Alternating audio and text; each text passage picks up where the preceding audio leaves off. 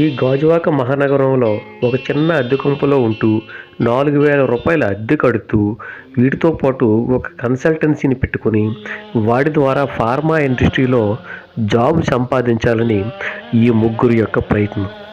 అయితే వీళ్ళు ముగ్గురు జాబ్ సంపాదించడానికి చేసిన ప్రయత్నం మనం ఇప్పుడు చూద్దాం.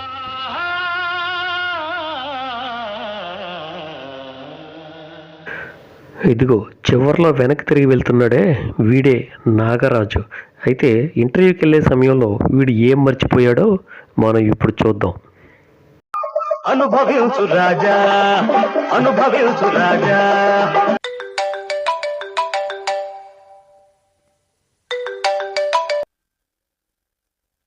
హలో, వారి ఉద్యోగం నాకు కదే.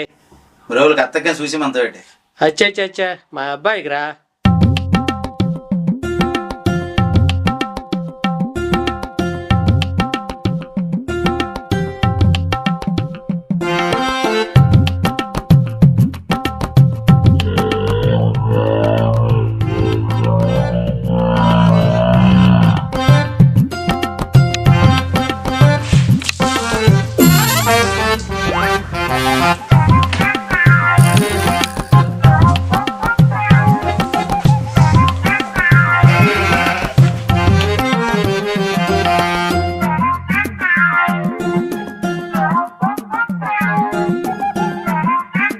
రే ఈ మెస్ కూడా ఎవరు ఇక్కడ వేసాడు అన్నా?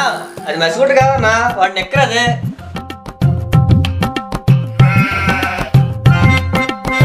రే ఇది ఎక్కరా ఇదేట్రా పూలు తీసి మూకుళ్ళగా ఎన్ని బొక్కలు ఉన్నాయి.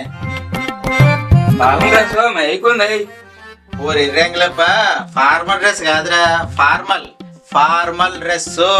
ఓకేనా? అది వేసుకొని రెడీ అవ్వు.